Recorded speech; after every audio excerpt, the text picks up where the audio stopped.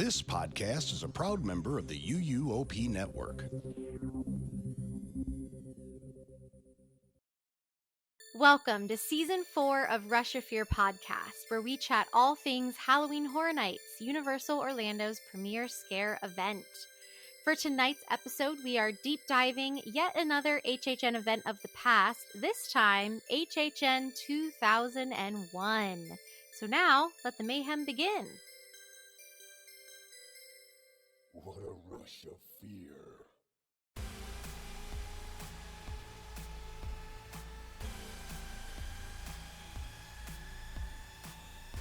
Hi everybody, good morning, good evening, good whatever time you are listening to this episode. Happy May! I can't believe we are already in the month of May. With me today, it's going to be a little funky and we'll explain in a moment, but with me actively right now, I have Michelle. Hey everybody, and I've got my dog Maisel, who you might have just heard growling at me in the background. She's a little Hi, like Maisel. 5-pound Yorkie who is dying to play, so I apologize for that too. Cute. Love it. My cat Waldorf is also present, guarding the office to make sure that no one disturbs our podcast recording today. So Yes, that is what she's doing. yeah. Cool. Well, things are a little weird. We were so ahead of the game, more than we normally are, and we recorded our original episode, like a week ago at this point. But we had some tech issues. Thursday. Like we thought we were on top of it, boy. Yeah. I think that was probably our downfall, because we were never that prepared, unfortunately. I know. We usually do everything by the seat of our pants last minute because all three of our schedules are just absolutely insane. But we unfortunately ran into some tech issues on my end. I honestly have no idea what happened, but most of my audio was unusable. So we are re-recording this first portion with just Michelle and I, because Kenneth is enjoying a lovely vacation that is much well-deserved. Yes. However, you will hear Kenneth and Michelle finish out this episode after my recording just completely stopped altogether last time, and they continued on recording without me talking about the rest of the history episode. So yeah, that's, I mean, it kind of works. So it's me and you in the beginning, and then me and Kenneth at the end. So yeah, all good. Just 2 different days. So Yep. hopefully it works out. Things happen. What can you do? Hey, you know what? It's a miracle that I was available twice within a 1 week span. Right. Yeah. And at a similar time where I was also available, that we could do this, because if not, you would have been getting your episode. Oh my gosh. Waldorf. Whatever. He just dumped into a shelf full of Legos. So that's what I'll be dealing with after this. Oh, stinker. I know. But if not, you probably would have been getting this episode much later in the month of May. So yay for scheduling. All right. Yes. All right. Halloween Horror Nights 11. Yay! The tagline for this year is Jack's back. No more clowning around. So to set the scene for you, in September of 2001, Halloween Horror Nights 11 was all ready to rev up with the new HHN icon Eddie, who was Jack the Clown's chainsaw-wielding demented brother. However, on the morning of September 11th, 2001, all of that changed. The world watched in true horror as terrorists strategically and deliberately flew planes into both towers of the World Trade Center and the Pentagon. Another plane, United Flights Airline 93, crashed just outside of Shanksville, Pennsylvania, killing everybody on board, but saving an unknown amount of lives in the process. All in all, nearly 3,000 people were killed as a result of the attacks. Halloween Horror Nights would rush to tweak the event to reflect the mood of the country. The event was toned down considerably. Things like blood and gore were toned down or eliminated altogether. Even the use of red light for mood around the park was changed to brighter colors like green. House names were also changed in the process as well. Scary Tales, for instance, was originally going to be called Terrorland. Nightmare Alley was originally called Slasher Alley. And even the Festival of the Dead parade was changed to Nightmares on Parade. Unfortunately, because of all of this, Eddie was also cut from the event as well.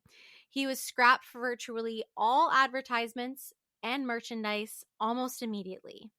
His metal face mask and bloody, disheveled look may have reflected real life a little too much. Thus, Jack the Clown returned as the master of ceremonies with the creepy tagline of "I see you" from the original the original Eddie advertisements, changing to "Jack's back." Of course, the event was still held in Universal Studios Florida for 19 nights, starting on October 5th and ending November 3rd.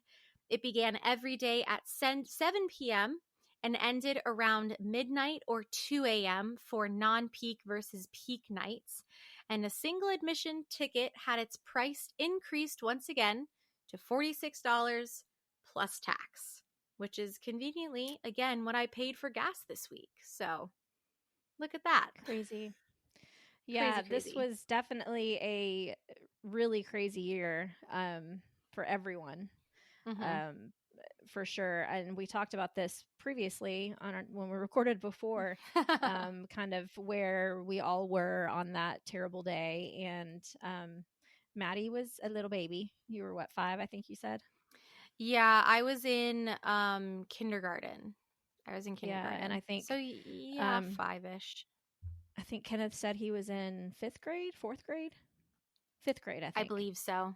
Yeah. Yeah, I think he said he was in 5th grade, and then I was actually in college. So Yeah. my memory of that day was obviously a lot more vivid than Maddy and Kenneth's. But it definitely was a terrible day, and I'm impressed that the event even continued on, because I mean, Yeah. September 11th was the day that all of that happened, and then the event started, I think, October 5th. or was it October? Yeah, October Mhm. 5th. So not even a full month later, Yeah. the event took place. So, I mean, it was 100% necessary that they make a lot of changes. But I would be really curious to know what attendance was like during that time, because I'm sure there were a lot of people who would want to go because it is a stress relief for them. But then there's probably also a lot of people that chose not to go to something like that because it was a little too traumatic and too real, with all of the images that were just constantly flashing across our TV screens. Like, Yeah. I mean, it seemed like for months, that's all we saw on the news. It's all we saw in the newspapers and on magazines, at the grocery store. So, Yeah. it was a very real time to be alive, Yeah. for sure. And like, even they were still somewhat in the early years, but the event has been around at this point for this year for 11 years. So there has to be some sort of knowledge about the event outside of just Florida or even Orlando locals. So I'm assuming that outside of Florida attendance, or people who normally wouldn't drive down for the event, probably didn't come Yes. because they didn't want to fly. So Very true. I'm sure there was Very true. also some sort of dip in attendance from outside states as well, for people who would be flying to the event normally. That is very true. I did not even think about that aspect. I, funny enough, was scheduled on a flight to Utah. Like, I think I was supposed to fly out on like September 13th or something like that. And of course, they grounded all flights. I don't remember how long flights were grounded. For a couple of weeks, if not longer, while they figured out, are we safe to fly? What do we need to change in order to keep people safe to fly? So they rescheduled my flight, and I actually flew out on the very first day that flights opened again. And it was the creepiest thing ever. Like we flew out of the Atlanta airport, which for anybody knows and has flown through or from Atlanta, they know that's a huge, crazy, constantly Mm-hmm. bustling 24 hours a day airport. It's one of the largest airports in the nation, if not the world. It was dead. Like literally there was nobody. There That's was insane. nobody in the airport. Um, for our flight, there was probably only like 10 or 15 people on the flight. And we all just were staring at each other the whole time. Like, Yeah. are you going to do something? You know, it was the creepiest thing to experience ever. So you're 100% right. I guarantee you they did not have a lot of um, people coming in from out of town that had to fly. 100%. Yeah. And it's really nice that Universal did decide to make changes to the event, Yes. because they could have just said, okay, like I know that they wouldn't have, but they could have. Right. So it's incredibly respectful and incredibly moving that they decided to change the event around almost fully in such a small amount of time. It does kind of help that they only had 5 houses, I guess, and not like fully 10 houses to potentially change, but Right. it is But they nice. had scare zones, shows, and all of their Yeah. merch and advertisements. Yeah, the merch is the crazy part.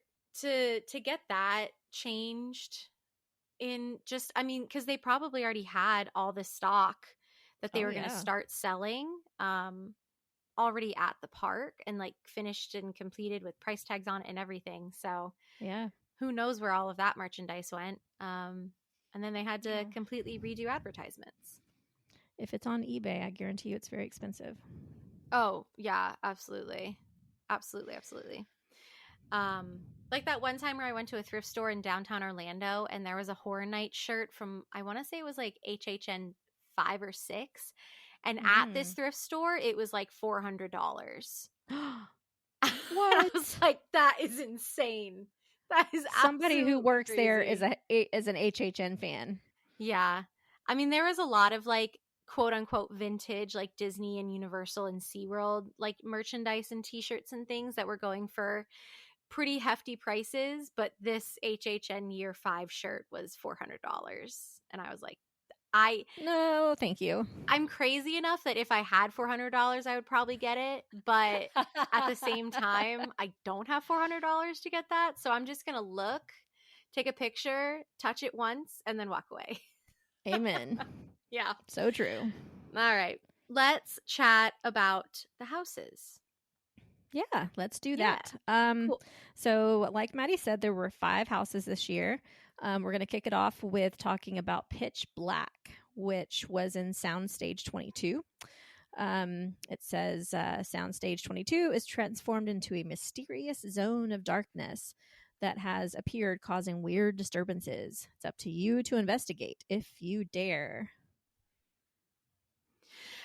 This one, and it's so funny because we already talked about all of them, so like it's not a surprise anymore, but it's still to this day I can't figure this one out. It's wild. Right. It does seem wild, and the more I read about it on Halloween Horror Nights wiki, or HalloweenHorrorNights.fandom.com, thank you for your information.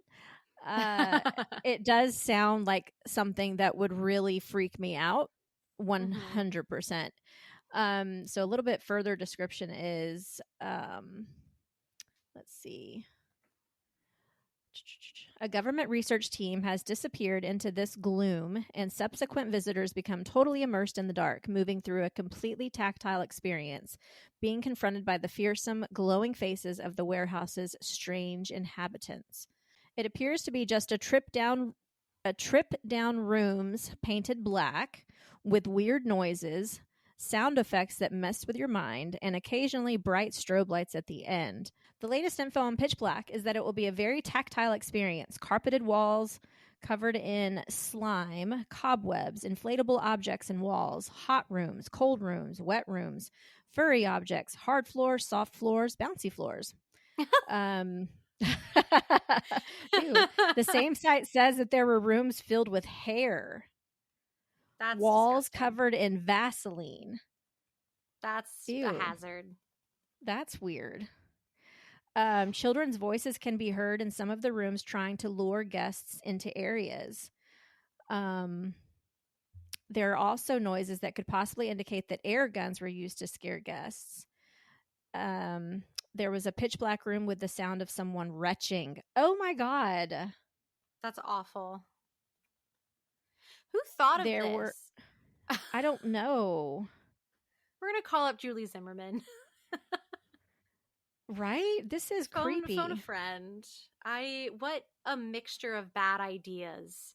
Like, you thought the bug house was a bad idea? This is a bad idea. Blech. Vaseline on the walls?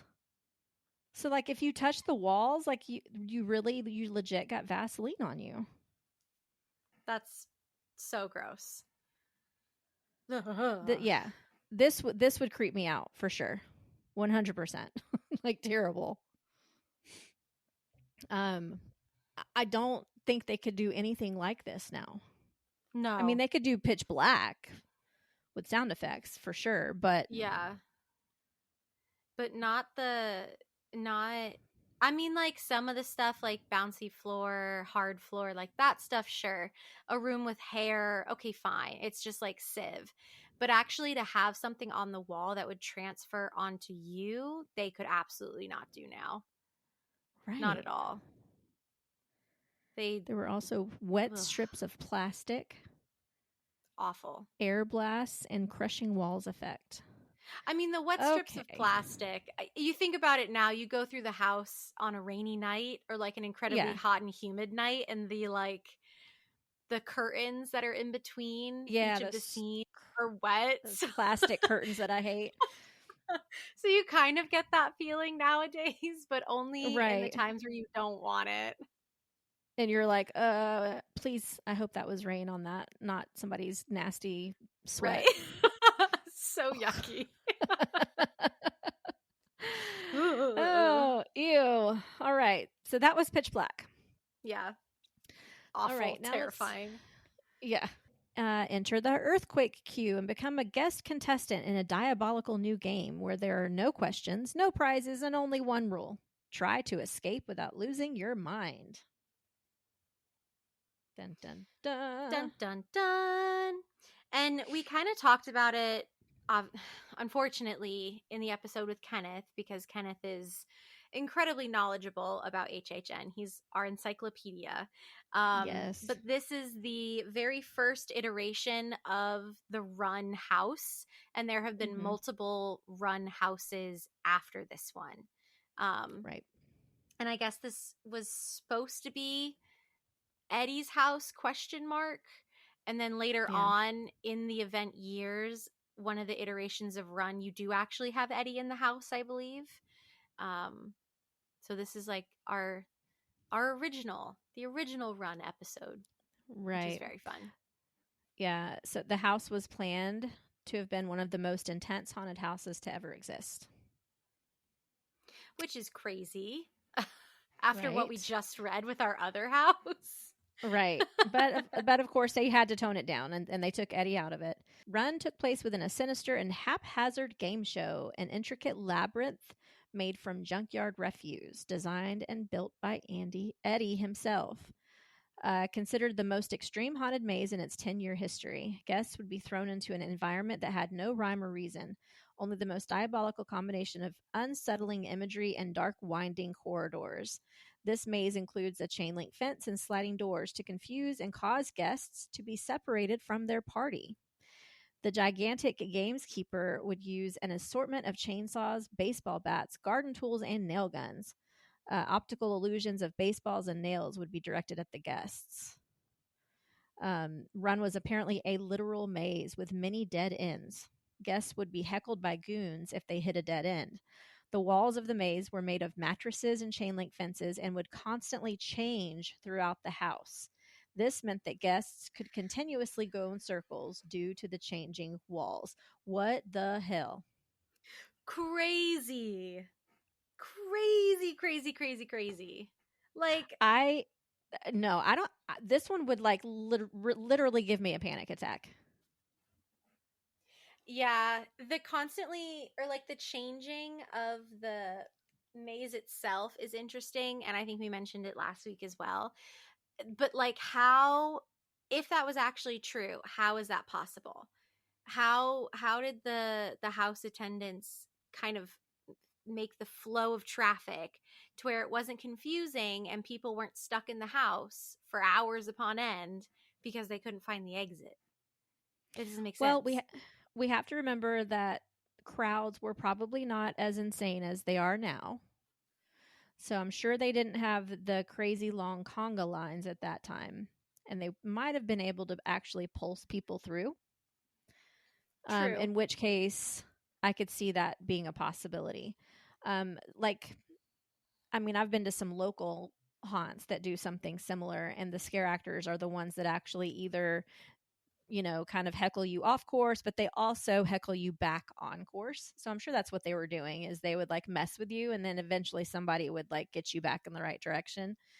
But there's no way that could be possible now, unless Yeah. it, unless which would be a really cool concept in like an additional house concept that is a separately paid thing at the event now. Like, what was it that they did before that was the VR? Oh, well, there was I can't think of the word. I can't think of the name of it. Recollection? No. The ugh, I think it does they start were with an R. they were selling those like tags in What the the prop shop heck? for so long. Okay, I have to look it up now. The okay, VR experience. Respiratory The repository? reformation Those are the repository. the repository. Okay, so We delete got all there. that. Delete all that. So Where's yeah, where's Kenneth when you need him? I know. See, this is where we really miss him a lot. So yeah, so like the repository that they did that one year, which was like an additional experience that you could pay extra to do, but they had to do that because they couldn't let like everybody through it, right? It just doesn't have that capacity. So if they did a separate experience like that I had to pay extra for to do, I would totally do it because that literally would scare me. And I would like to Yeah. be scared again. Um I agree. I think that this would be an excellent option for an escape room. Like if we did, just like you're saying, like an extra charge, but instead of it being like a Yeah. VR experience or like the strange scavenger hunt type thing that the repository I think was, have it be an escape room style event. Very similar to the universal escape rooms that we have up in City Walk. I think that would be so cool, and it would bring just something extra to the event that people could do, since we only have one show, and like, Mhm. it would be Yep. cool. It would be It cool. would be really cool. And this further to further this conversation, it says also um the scare actors sometimes would stop and lead or point guests through different paths, and sometimes forcefully. So they would like sometimes forcefully split up your party and make you Oh, go separate ways just to like freak you out. But then, of course, you would merge again at the end. I guess if you want to. yeah. Um, but like this whole idea of being separated from your party and not knowing where you are and it being so super dark and blah, like that would be terrifying. But as an escape room, so freaking cool. So imagine this. They take our current escape room, one of them at least, if not both of them, and do an HHN version during HHN. Yeah. Or even at Cabana Bay. They have that whole space at Cabana Bay that they use for the photo ops, which is True. cool, but they could use that space for an escape room. And maybe at first it's an extra charge, but at the same time, like, what a great way to get people to stay on property. As an escape room, included in your resort hotel key, just like they do it now. Mm. But like the amount of people that you'd probably get to stay on property to get this escape room opportunity versus just having random photo ops in a room. Oh my gosh, astronomical. Oh, for sure. Yeah. For sure. Have you done any of the horror themed escape rooms, Maddie? No, I have not. Kenneth and I have talked about it, but schedules haven't made it happen yet. But we are incredibly interested. I would We like to should do totally one. try to do one together next time I'm in town, because Yes. we've done a couple of them. Audrey and I have done a couple of them here locally, and they're so fun. Like, I could handle a step up of horror other than what I've experienced, but I have done a good bit of screaming in these horror houses that are here, because they would, like, you'll be so deep in thought, because of course you're timed, so you're so deep in thought trying to figure out this puzzle, and then all of a sudden somebody comes and like bangs on the door really loud and like screams, and like you can't help but just drop to the floor Yeah. and pee your pants in that moment. Yeah. That was kind of So how I felt at the end of the Jurassic World or Jurassic Park one that we did, with like the whole group of us when the Universal escape rooms originally opened. There's a drop down window like at the end, and none of us knew, and we didn't also think it was the end of the house either. We thought it was like we were still going because we hadn't been counting how many rooms we'd been through.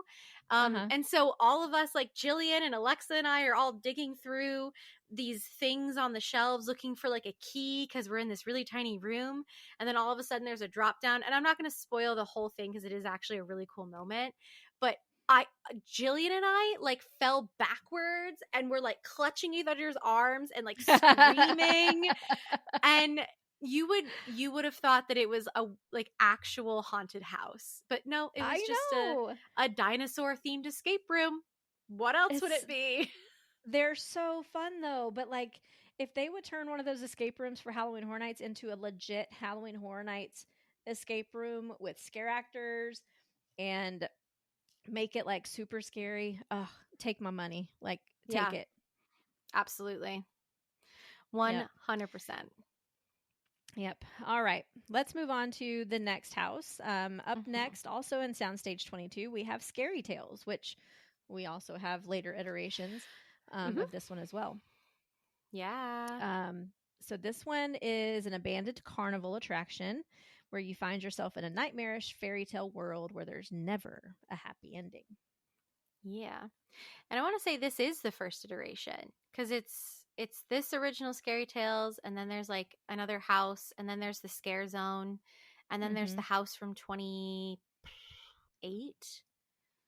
But yeah, I think if I remember properly, this is the first of the Scary Tales that we've read about so far. Let's see if Wiki says so.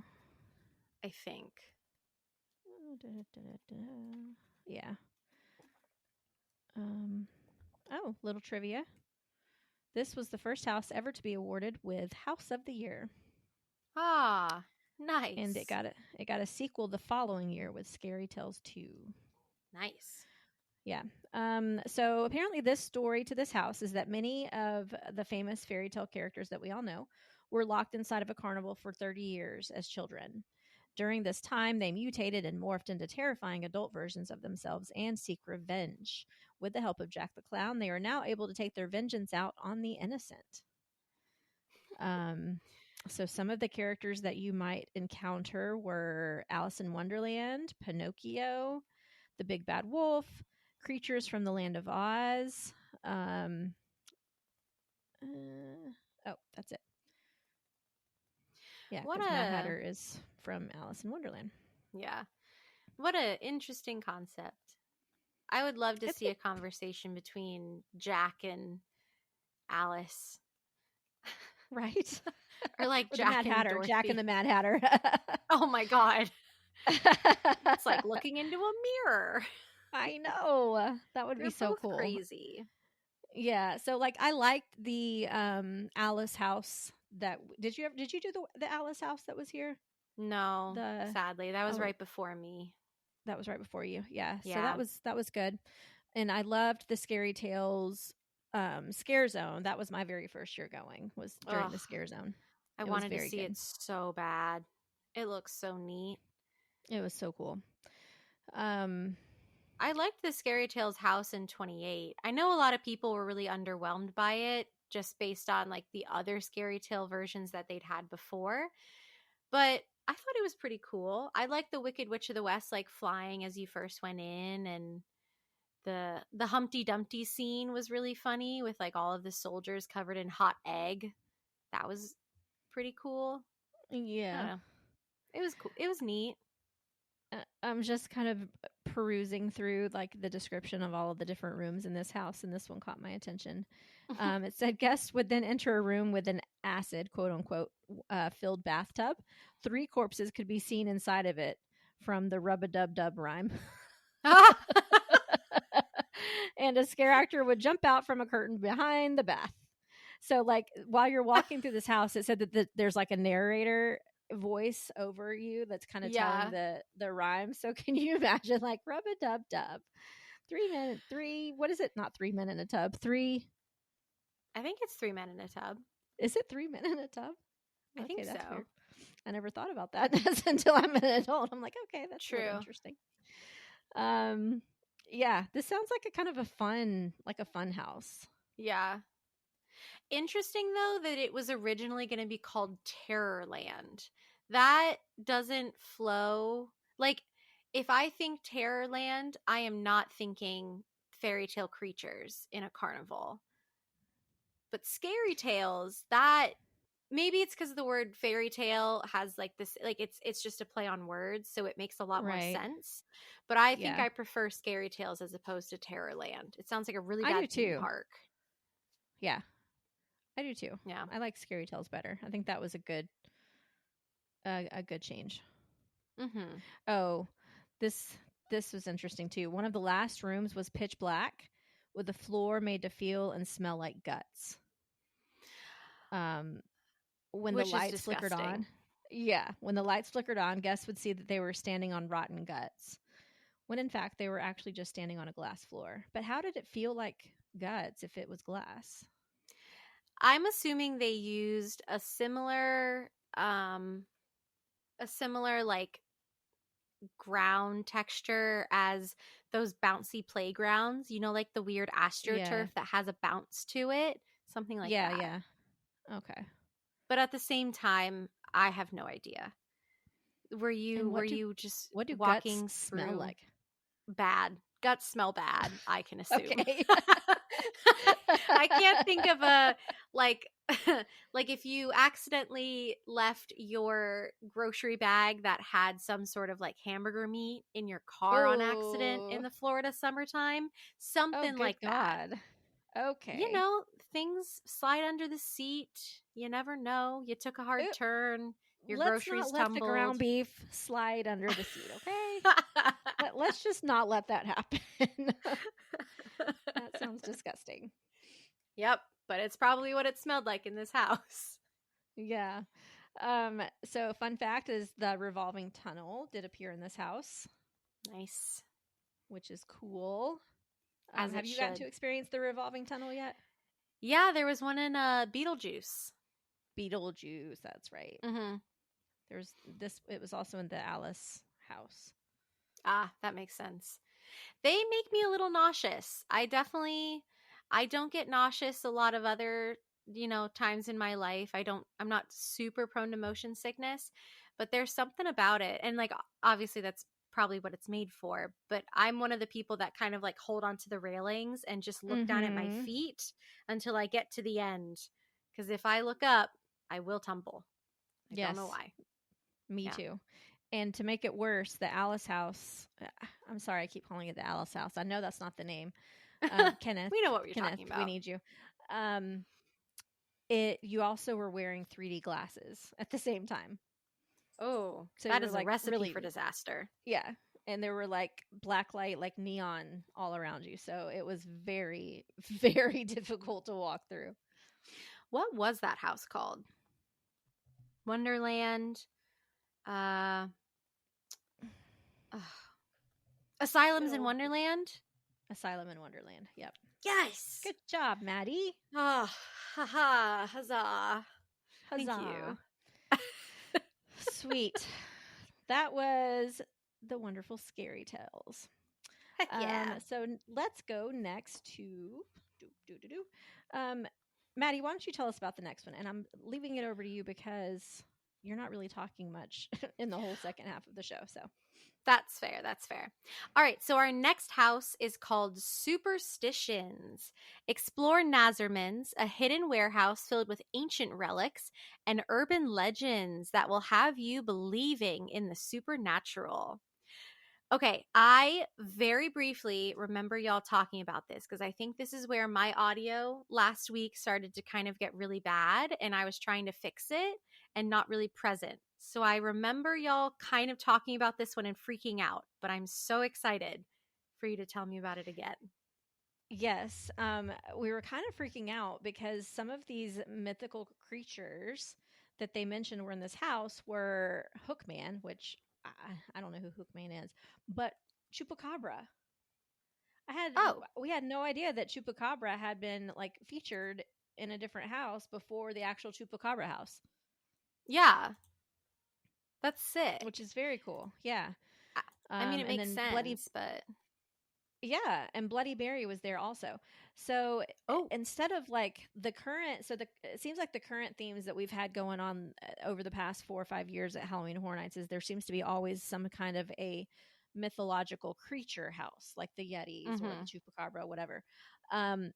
What makes it cool about this house is it's not necessarily about a mythological creatures, it's about literal like superstitions in relation to these different creatures. So not only did you see the chupacabra, but also like Bloody Mary, which is a major superstition. So this whole mm-hmm. idea of like basing a house on some of the things that we think are that we believe but are totally silly, it's really interesting. So like some of these superstitions, other superstitions that you may have come across in the house were broken mirrors, black cats. There was a room where you had to walk under ladders, which I know there's a lot of people that would just be like, nope, I'm out, you know? Yeah, that's Um, crazy.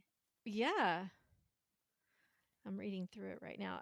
So in one room, there was a tall shadow that would whisper, I see dead people into your ear. Oh, Um, Creepy, right? yeah. Um, there was a room filled with cracks, like, step on a crack, break your mama's back. Oh, this one's really fun. There was a room representing the myth where if you swallow a watermelon seed, one grows in your stomach. Oh, that is crazy. It's I love hilarious. that. Yes, it featured a dummy with his stomach blown open by a watermelon. That's hilarious.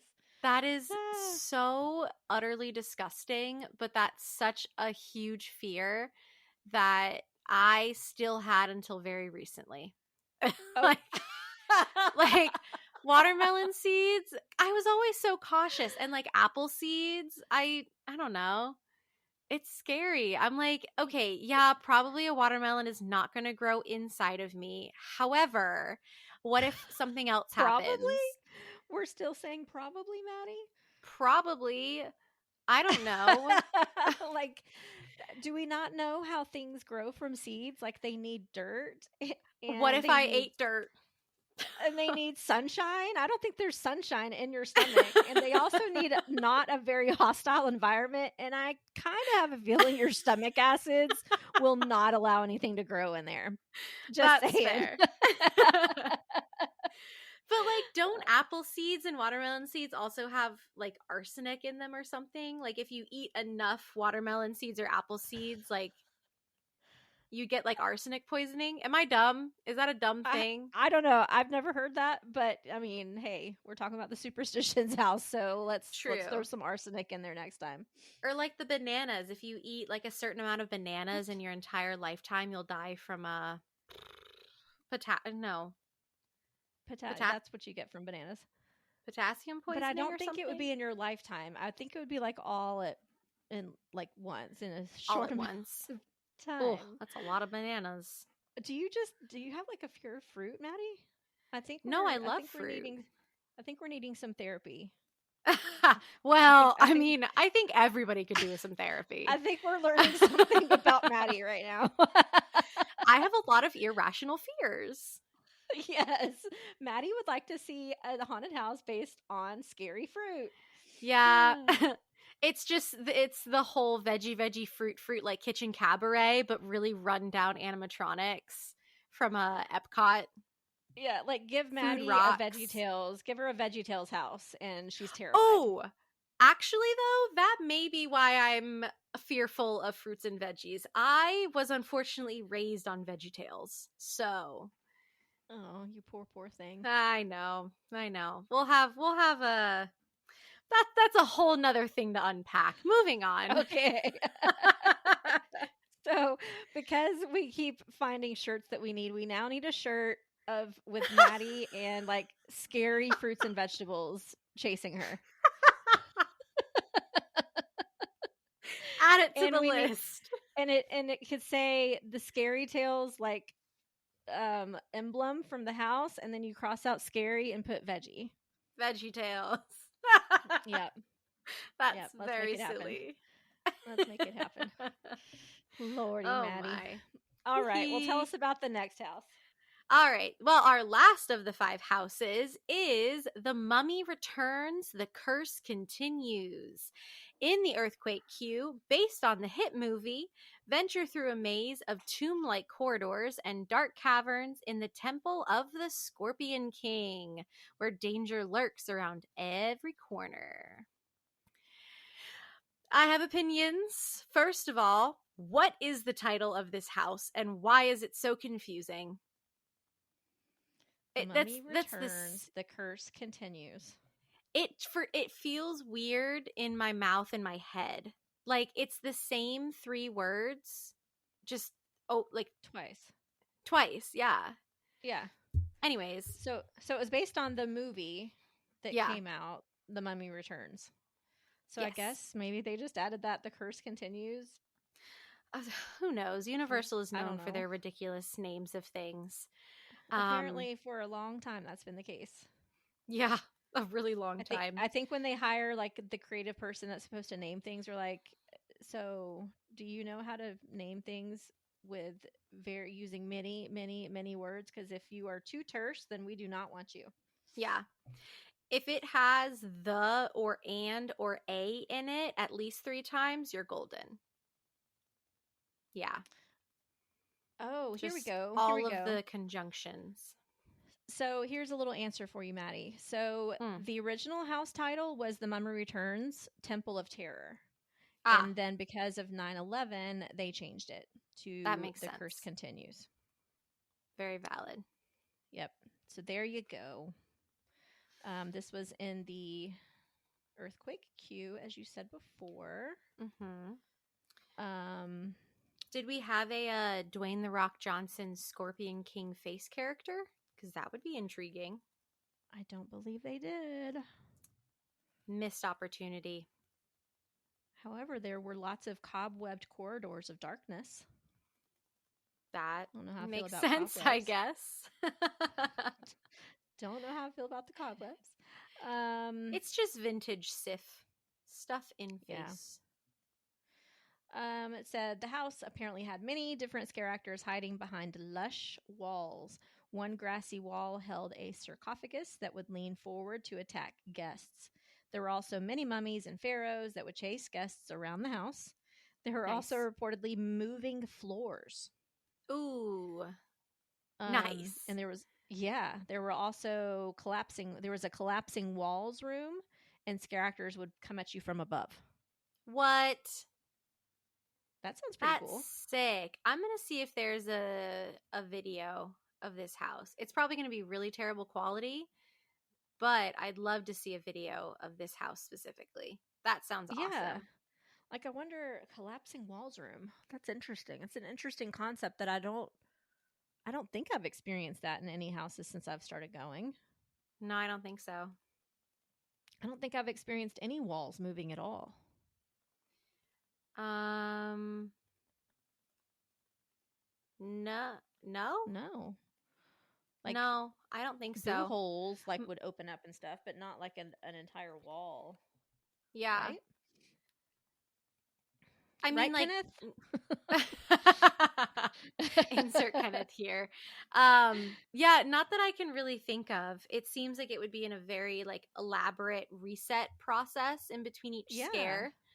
I mean, scare actors definitely do come out of like doors. Like they open the door, they do their Yeah. boo, they skidoo, and then they close the door again. But Yeah. moving an entire wall in and out of place seems very strategic and delicate. So definitely intriguing.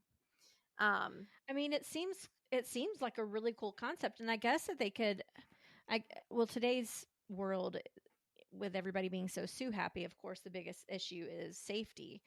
yeah, Um but I mean, I guess it would be a simple enough concept to have the doors on some type of the walls on some type of a track where they start further out, and then as you get like into the room more, the scare actor would push the walls in. yeah, And there would have to be some sort of like a stopper, of course, so that you can't go actually into the paths of the people walking, and that would be very effective. Like yeah. that would scare me to death I for do sure. like the concept of a house changing while you're in it. That to Yeah. me just seems so cool. It's reminding me of the scenes in Harry Potter where they're on the staircases and those start moving, and you Yep. just kind of hope that you end up on a similar corridor of where you were going before. Yeah. Um, but moving floors, I believe you said in this one too, right? Yeah. That Yeah. one is strange. Like there's just a straight up turntable from Hamilton just chilling, and you step onto it and then you spin in a circle and then you have to like find your way off. Once again, feels like a safety hazard, but I mean, kind of. Sounds kind of cool. Or I wonder if it was like, if it just kind of maybe tilted a little bit when you step on it, but then you'd have people like falling. falling, you would think. Yeah. I don't know. I don't know. We got to ring up It, Julie Zimmerman. She's our only answer to these questions. I know. It all sounds so cool. And I wish that we could have that type of stuff now. Not complaining, because I'm sure that our costumes and the technology that we have in our sets in houses today are way more advanced than what you saw back then, and way more Yeah. realistic and gory looking, creepy looking.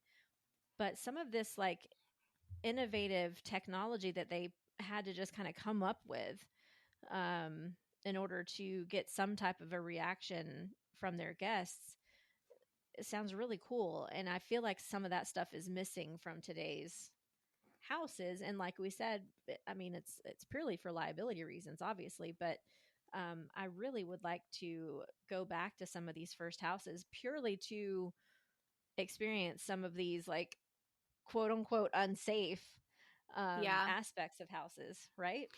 Yeah. I want to say the last kind of,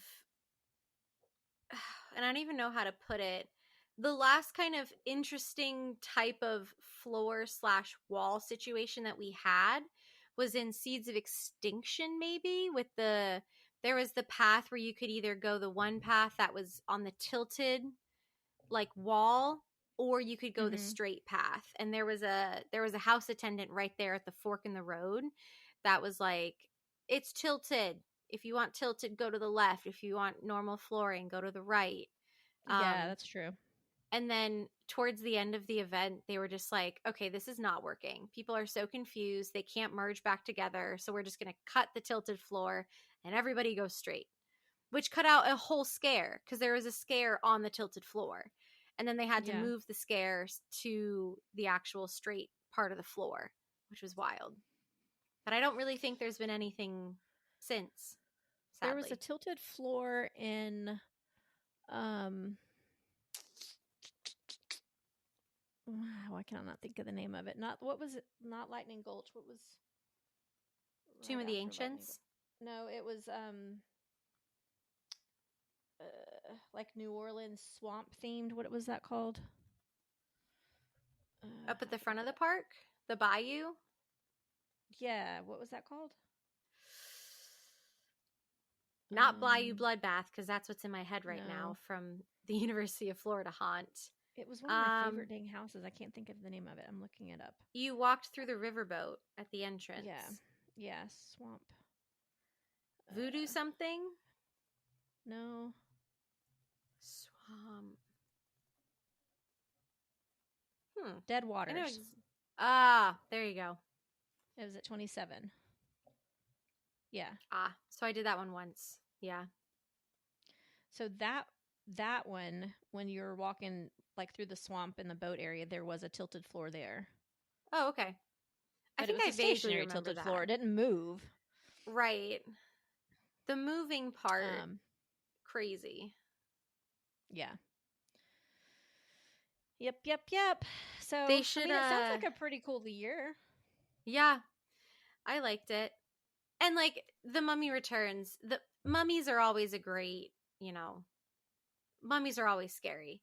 Like the Monster House from 2 years ago, where it was set in Egypt with the mummies. That was fantastic. Mummies will always be scary. Oh yeah. So they can do no wrong there. And even if they didn't have anybody actually from the movie, like none of the main characters or anything, I think that house would have been fantastic just on the craziness that was inside of it anyways. Just wrapping up that house, I guess. Yeah, I don't see anywhere in any of this description where it says that they had actual like any of the regular characters from the movie in the house. I mean, you would see like Imhotep and Scorpion King, right? But I doubt he looked like The Rock. Dang it. Yeah. So anyway, it sounds cool. I wish that we could, and I've said this like a million times, I know everybody's going to know what I'm about to say, but I wish that we could have a mummy house now in the queue of the actual mummy, or maybe even in like the extended queue that ends in riding the mummy with the option to ride if you want to. I just think that's such a missed opportunity. It would be so cool. Yeah, that would be awesome. That would have been so cool for so many different rides. Like, can you imagine a like Dead Man's Pier style house in the queue of Jaws, and then you get on Jaws and ride it after? Right? That's sick. I love it. So yeah, definitely a mummy house in the extended queue that ends with you riding the mummy would be perfect. Just the coolest thing. And they could have, I mean, they've got enough room, especially at the Mummy. I don't know if this is true for every ride, but there they have enough room where they could, like, if you don't want to go through the house, you can maybe be routed through the extended queue to go directly to the ride. But then they could use like the current queue that's there because it's already dark and scary and very set up for boo holes already. So they could like run the scary line. It doesn't even have to, they don't have to like build it out like a real house, even if they just make it darker and put a little bit more ambiance in there and some scare actors and make just the queue itself a little scarier and give you the two options, whether you want the non-scary or the scary version, both ending in the ride. I just think that would be so awesome. So much fun. Yep. So much fun. Yeah. So this sounds like, I mean, based on houses, it sounded like it was a pretty cool year that I would have really enjoyed for sure. Yeah, absolutely. And I mean, all of these previous years, it just would have been so cool to see Horror Nights without all of the grandeur and technology and effects that we have now, and just see Horror Nights for what it truly is at its like base level. Just haunts. No crazy stuff, just haunts. So much fun. So much fun. So awesome. All right. So there were lots of questions that we had so far about these houses and about the event itself, with it being during 2001, right after the 9/11 attacks. And, such as what were the crowds like, and what was it like having to change all of that last minute? And luckily, we do have someone who's willing to come on and be a guest host with us. Hopefully next month. I'm not going to say a name yet, but hopefully it'll be next month. And this person worked for about 7 or 8 years at Halloween Horror Nights during this time. And 2001 was actually her last year working there. So Nice. we couldn't make it work for her to join us this month due to scheduling conflicts, but next month when we have her on, we will be discussing a lot of these past history episodes that we've already put out there, and hopefully filling in some blanks that we had. And I'm really, really, really super looking forward to that, because this person is super cool, super knowledgeable, and is really fun to listen to. So I can't wait for Maddy and Kenneth to meet her. Yay. My biggest question, and this is a total throwback to one of our like very first HHN history episodes. Who the heck is Prince Dragon? Oh my God. Do you remember that, Michelle? Yes. Yes. I bet she can answer that. The biggest unanswered question. Who was Prince Dragon? We should probably like compile a list of questions for her. Yeah. And have them ready, because Yeah. she is, you know, the amount of like details that she remembered from her time at Universal was insane. And so it's gonna be good. And she like worked with the rat lady. Oh, that's so and the cool. rats, which is very cool. So I can't wait to have her on. But until then, let's continue on and hear our good buddy and co-host join me for the second half of the show. So let's go ahead and move it on to our previously recorded episode with me and Kenneth. Bye.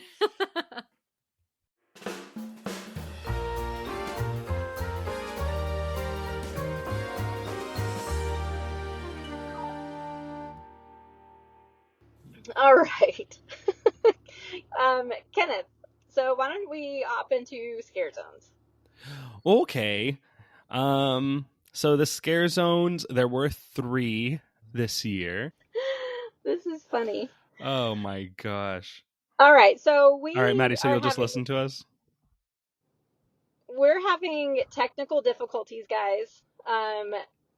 So sorry if this episode is a little choppy, but we just lost Maddy, and we don't think we're going to get her back for the rest of this recording. So you're stuck with me and Kenneth. This year saw 3 scare zones at the event. First of all, of course, as always, was Midway of the Bazaar, which again was scaled back due to 9/11, but this was the last scare zone to be housed in Amity. How strange. I wonder why. I don't know. Because Amity was still there for another 11 years after this. Right. Let me go to the wiki. The wiki. Sure. Well, I mean, this has pretty much been here since the beginning, so I'm guessing it's just more of the same. You know, yeah, like it must be sideshow type things. Which obviously, it's a classic. You know, if it ain't broke. Right, and again, a little hint to our future, we will have somebody on that can tell us more about this thing in particular, which is exciting. Oh yeah. But now we don't know a ton of details. Yeah, I feel like even the wiki at this point was like, "Look, it's Midway of the Bazaar. You know the deal. It was that. Yeah. Yeah. Exactly. Then we got Nightmare Alley. So littered across the alley were various horror-themed props. Freddy Krueger, Michael Myers, Chucky, and a gang of movie slashers stalked the night as the soundtrack blared sound bites from 1930s to 1990s horror films. There was also a character wearing a ghost face mask who would shake a can filled with objects to make a rattling noise. And this was housed in Soundstage 44. How strange. An indoor soundstage. What? An indoor scare zone? Yeah, that's what I meant to say, if I didn't say that. Soundstage 44, I think, was the one that was kind of where the Transformers ride is now. Like on the side facing Mel's, I think, was that where that was? Yeah. It says I really in like an area that's called Shrek Alley, but no longer Shrek Alley, but Oh yeah. Universal Studios Orlando, sandwiched between the Alfred Hitchcock Art of Making movie show and what's now Transformers. So between Shrek and Transformers. Yeah. So it's exactly where I thought, because I remember seeing in there one time like an exhibit about the Flintstones in Viva Rock Vegas, and they had like props from that. So this scare zone Okay. was in there. That's weird. Yeah. Also, I'm a big fan of the phrase "a can filled with objects." What were those objects? Yeah, what do you got in there? Just some objects. Are you scared? I got some scary objects. I love it. It says the entrance to the scare zone was next to Mel's. Okay. Yep. Yeah. I wonder if it was like just on that street, or was it actually in the soundstage? It says, according to some sources, part of the scare zone took place inside of a building. Wow. Hey, that's cool. I mean, I guess, but why? Why? Like, isn't it then just a house? Not if there's no walls or no I path guess. to follow. You just walk and wander around. I guess. I don't know. It just sounds kind of weird, but okay. Yeah. I'm into it. I'm open to it. All right. Yeah. Well, we got too many houses now to use any indoor spaces for scare zones. That's for Yeah. sure. Yeah. And now then we've got the unknown. So this scare zone on Hollywood Boulevard was very gothic in nature and featured many gargoyle-like creatures. A giant sign was hung above Central Park showing the entrance to the scare zone. There was also characters shaking cans, probably full of objects, to make rattling noises, and banging on objects to make loud crashing noises. Okay. Some of these characters would blend into the trees by wearing plant costumes, while others would blend into the darkness by wearing black robes. Periodic lighting would also flash through the scare zone. So this is just like generic spookiness, it sounds like. Yeah, it says it was located in Central Park, actually. Oh, okay.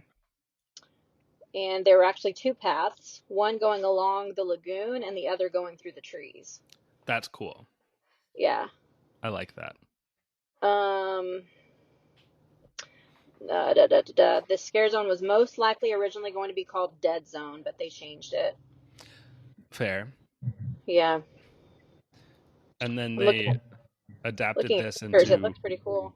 What happened? I was just looking at the pictures, and it looks like your standard Central Park scare zone. Oh. I'm going to go look at it too. Michelle, do you remember the Glasgow Wonka experience? Like, what just happened? Yeah. Yeah. The villain of that was called the Unknown, and he wore a black cloak. So I wonder...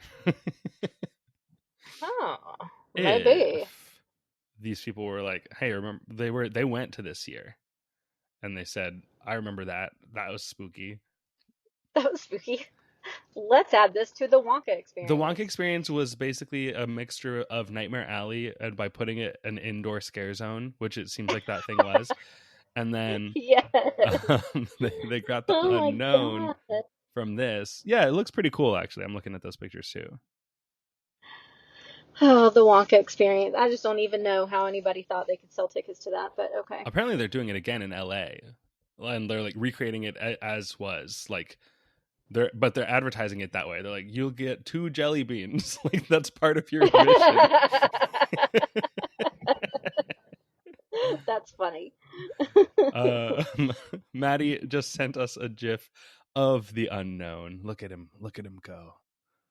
Wow. That's cool. A little trivia about this one, about this zone. It featured the gargoyles, and the gargoyles would sit atop the Universal Studios Florida archway. Oh, that's pretty cool. Yeah. Cool. Yeah. So is that Well, all of our scare zones? Only 3? Those are only the 3 scare zones. That's it. There were actually more shows than there were scare zones. That's interesting. Yeah. Yeah, so this year we had 4 shows. The first is, of course, Bill and Ted's Excellent Halloween Adventure, and that returned to the Wild West Theater. Um, the Boogeymen perform. Oh, well, let's talk about Bill and Ted's first. Yeah. I have Bill and this Ted. wiki open if you want me to read what it happened. Go for it. Okay. Yes, go for it. So, as always, the show starts. Well, not as always. The show starts with Christopher Walken dancing to Fatboy Slim, which is the music video for the Rockefeller Skank, I believe. That's great. Or definitely a Fatboy Slim song has a video which is just Christopher Walken dancing through a hotel, it seems. So that's very relevant. So then the kids from American Pie and the people from the Sex and the City go on stage. One of the Sex and the City girls giving Jim crazy glue, Jim from American Pie, saying that it is lube. The lights go out and a voiceover says, "The fate of the world will be decided tonight in a place called Moulin Rouge." Christina Aguilera and Lil' Kim do a performance to Lady Marmalade. They are interrupted by the phone booth appearing on the stage. Jay and Silent Bob come out and notice that they are not in front of the Quick Shop. The Mummy from The Mummy Returns, Thade from the Planet of the Apes, and Lord Farquaad from Shrek appear. Oh my God. Maddy says, Moulin Rouge, are you kidding me?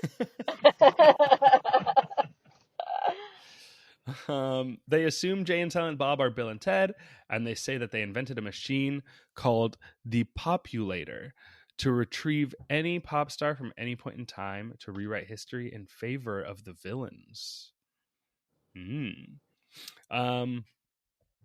But then the barn doors open and a fast and furious car comes on stage and Bill and Ted come out. Elle Woods from Legally Blonde, Ari from the Planet of the Apes, and Shrek and the Gingerbread Man from Shrek also appear on stage.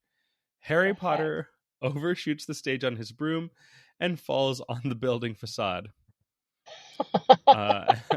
And Bill and Ted call him Harry Pothead. That's great. Yeah, of course. What's crazy to me is how many of like Universal's now classic and iconic characters and franchises are in this show. Right. That's hilarious. So then Laura Croft from Tomb Raider.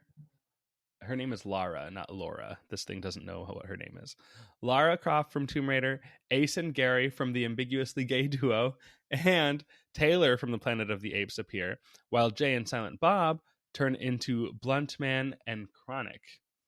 The villains escape through the phone booth, and Ace and Gary say that they are close friends like Bill and Ted. Bill calls back. What's up? I said, this is crazy. Like, how did they think of this shit?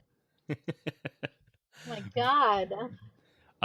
Bill calls back the phone booth and Mr. T comes out of it. Of course he does. I like how this summary doesn't tell you what any of the characters did. It just says they were there. Mr. T's there. All right. Yeah. All right. Gotcha. Understood. Then the villains come back through the phone booth and they come out with Hannibal Lecter from The Silence of the Lambs and Ankh Namun from The Mummy Returns. Okay, Namun. Okay, I haven't seen that movie in forever, so I don't really remember that name, but Namun sounds right to me. Yeah, it does. Namun attacks the ambiguously gay duo, who are defeated when they fall into take her from behind. What? Oh, when they fail to take her from behind. Okay. Okay. They are defeated when they fail to take her from behind. Farquaad summons J-Lo and Christina Aguilera, who have a dance-off.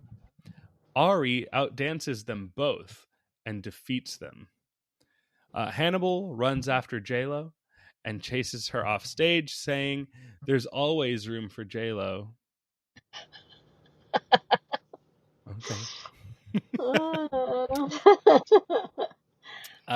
Jim from American Pie comes back on stage and gives the ambiguously gay duo advice on women off stage. The Sex and the City ladies take Shrek off the stage, and the weakest link, Anne Robinson, appears and puts the heroes and villains in a game show. I like that. She asks monkey questions to the villains, and Thade answers them all. The final question is, "What number am I thinking of?" And Bill and Ted say 69. They win, and the finale begins, and the show ends. Okay. Sounds like your classic Bill and Ted. Yeah.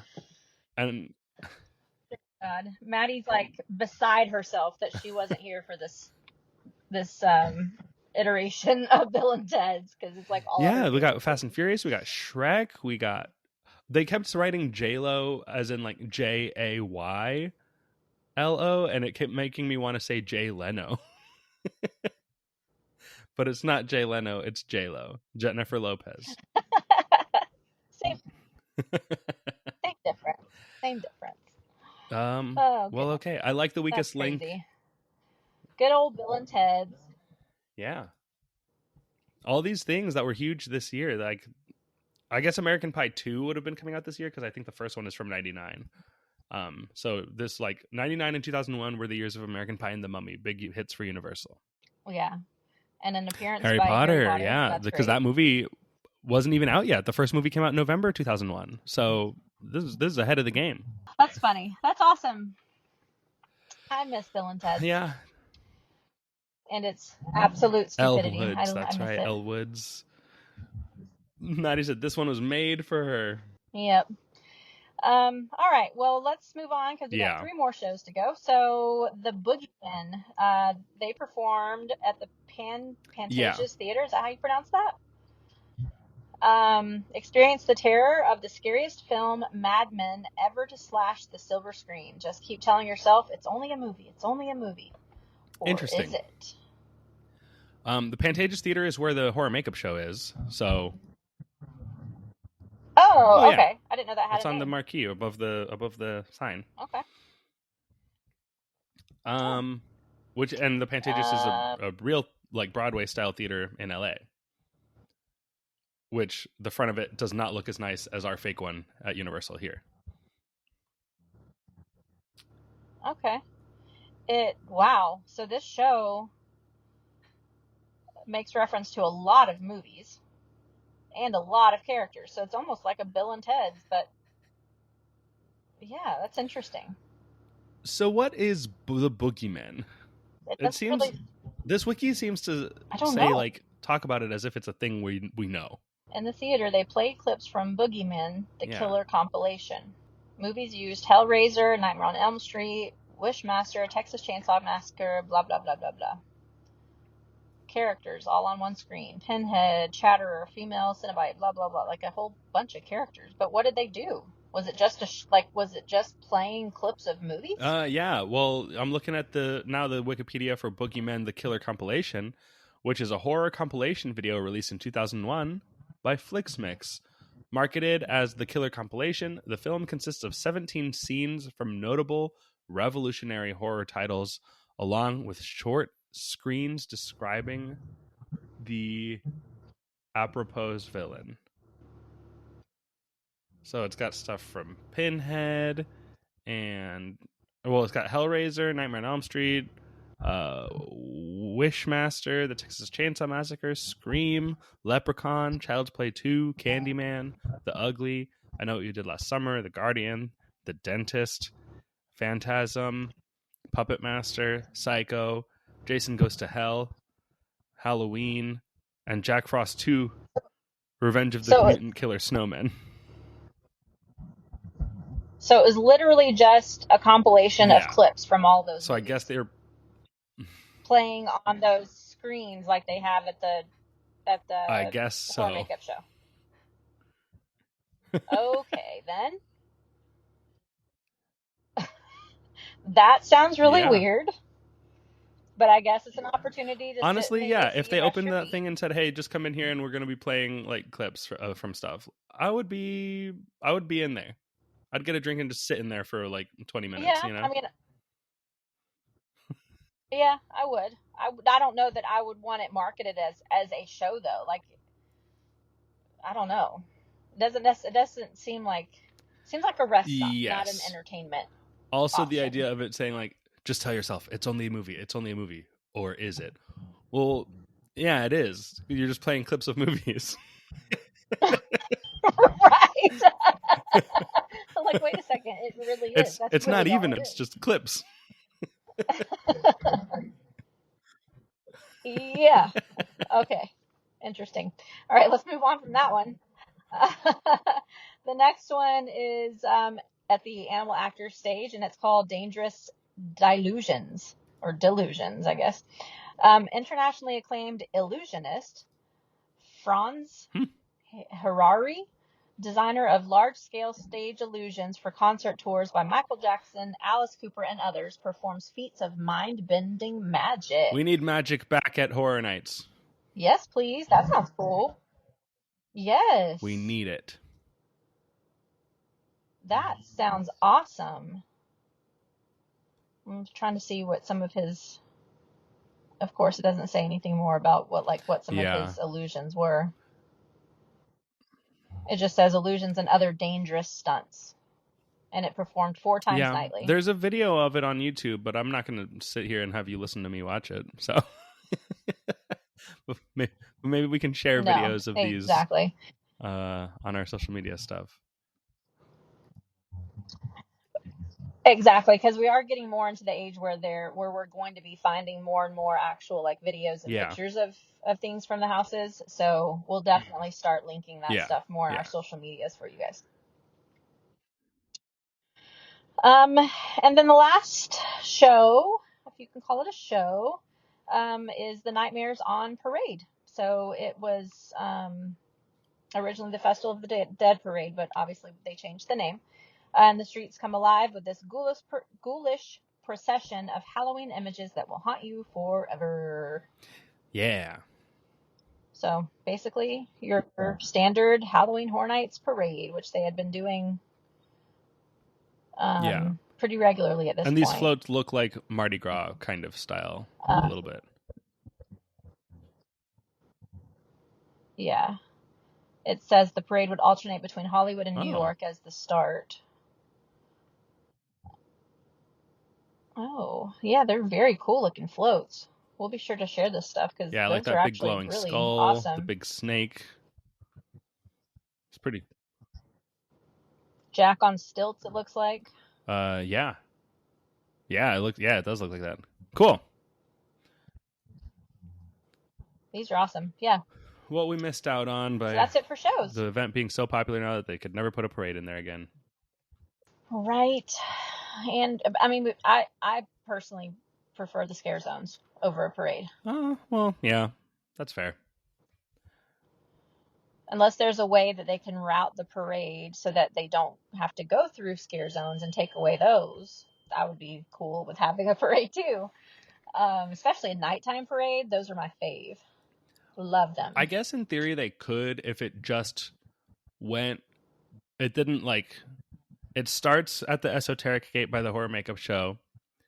Yeah. It goes out around the Transformers ride over to New York, and then instead of turning down the New York street, if it just went backstage behind the Fast and Furious. But if there's a house in Fast and Furious, obviously they'll use that area for the queue, so probably wouldn't work. Well, I guess it could though. They would just have to. I know a lot of the scare actors for the scare zones also come in and out of that area. They could easily change that stuff though. But just a one-way parade that goes one way and then it turns around, a couple of hours later goes back the other way. Hell yeah. Yeah. Yeah. That's true. It would have to do that because right now, the way that the queues are set up along the back road backstage, I think that's how the parade gets to like where it starts. So there's queues everywhere. There's queues Oh, everywhere that you would that's true. ever need to put a parade. So yeah, I think a Horror That's Nights true. I parade didn't is think about the backstaging. Yeah. yeah. I think a parade is not possible anymore. Just even if it wasn't so busy, just because of where the queues are and because of where the houses are. Yeah. That's true. Yeah. Well, damn it. Maybe Damn it. they should do a Halloween parade at Islands. Or what if it's a Halloween parade during the day? Well, they don't even do the daytime parade during Halloween Horror Nights. They did Superstar during Halloween Horror Nights. Did they? Yeah. How does it go? How does it go around? Because they take all of the sets and everything are still out in the road. But they wouldn't leave anything in the road. Like all of the sets that stayed out during the day were up on the sidewalks. And then anything that was in the middle would get brought out at, when the park got switched over. I'll have to look into that. Mm-hmm. Well, so again, we don't have a ton of information about these older events, but we are working really hard at finding people who either worked those events or helped, maybe design those events or have any kind of insider knowledge. Unfortunately, we weren't able to work it out to get those people on to discuss it with us while we're discussing the history. So we will be trying to get more and more of these episodes out where we get to interview some of the people that actually were a part of these years and hear some behind the scenes stories and get a little bit more information about them. So just stay tuned on that. We're working hard on that, but we should have a really cool episode coming out in June that I think you guys are all going to love. And I, for one, am super excited about it. Yeah. You can listen to our June episode and then the next day go to the opening day of DreamWorks Land. Yes. And watch Cinesational. Universal. What is happening? You need a new namer. It's just hard. I think the name it's just hard to say. I get it. It's just hard to say. Well, the whole thing too, Cinesational, a symphonic spectacular. Couldn't you just left it at Cinesational? No one will ever call it any of that. Exactly. Everybody's just going to call it the Lagoon Show anyway. So why you got to good Lord. Anyway, don't get me on that soapbox. Hey, all right. You know what? Let's wrap it up then. Yes, because I got beef. Anyway, all right. So that'll wrap up this look back on the history of Halloween Horror Nights for today. Thanks to HHN Legacy and horrornights.fandom.com for all of the info. Of course, all of the opinions and fun stuff, it's our own. But thank you for listening, and we hope to see you soon in the fog. Until next time, for more content, be sure to check out our Facebook page at facebook.com/rushoffear and follow us on Instagram and Twitter at RushOfFearPod. Yes. For more general Universal Orlando Resort news, check out our friends and our UUOP network hosts over at the unofficial Universal Orlando podcast, wherever podcasts can be found. And check out the other shows on the network, The Taste of Universal and the Theme Park Duo for all your food-related stuff and your West Coast stuff, respectively. I wish to go to Universal.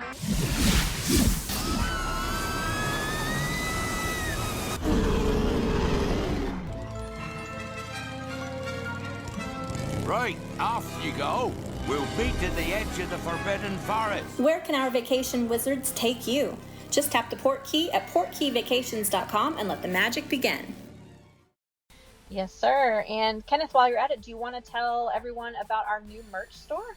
We do have merch. I don't know what the link for it is, but we have merch. It's on. Stand by, Maddy. Tell us what the link is. Maddy, what's the info on that? It's on our Instagram, so you can click on the link in our Instagram bio, which will take you to our merch store, which was not foolishly, but it was announced on April 1st, and so many people thought it was a joke. It's not a joke. It's very real. And so we have that merch store. You can go on there and get some Horror Nights, or Rush of Fear, I should say, merchandise with the logo on it. And then we obviously are going to have new designs up there. We need to go comb through our episodes and find every time we said that should be a shirt, and then make all those shirts. Yes. So we should definitely do that. We need a can of objects shirt for today's episode. Can of objects. Yes. This is just a can where I keep all my objects. That's so great. Oh, I love it. Yes, so go buy some merchandise and help support our podcast. Yeah. We love you guys, and we want to be able to keep doing this for as long as possible. We can't do that without your support. It's true. Yep. And then also, be sure to check out Kenneth's band. Everyone should know what its name is by now, but it's called Pangolin. You can listen to them everywhere you listen to music online, and be sure to follow them at social media at Pangolin FL. Kenneth, do you have any shows coming up that we need to know about? Yes, but I at the moment don't know all of the exact details, but I'm sure that they are on our socials by the time you're hearing this.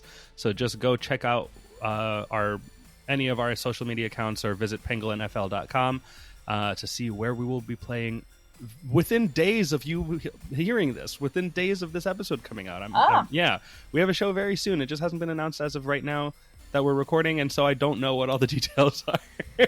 Okay. Yeah. That's fine. Yeah. That's fine. No worries. But Awesome. right now, you could look it up, and then like in 2 days, come see us. 2 or 5 days. I mean, you could like take your Rush of Fear shirt that you buy from the merch store and get Kenneth himself to autograph it. Yeah, I will. I'll sign it. And I'll forge Michelle and Maddy's signatures on it too. So you can. Yes, we give you permission.